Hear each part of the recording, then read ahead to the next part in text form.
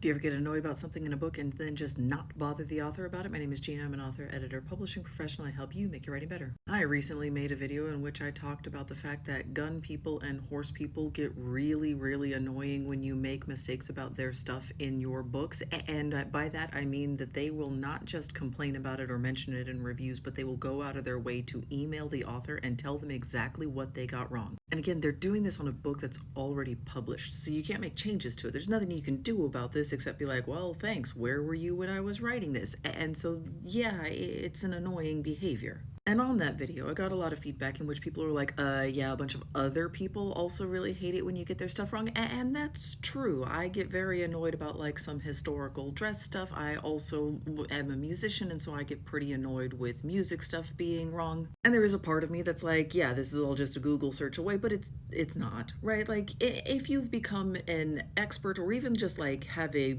strong interest in something, you know that it's not just a Google search away. Like you read a bunch of books and watched documentaries and like listen to podcasts. Like you did a bunch of stuff to learn all of those things. So it's not just a quick Google search away, right? Like it's more than that. You're smart about something. You should be proud of that. But the thing is, most people don't email authors in droves to tell them what that author got wrong about their thing, about their hobby. Horse people and gun people are pretty specific about this.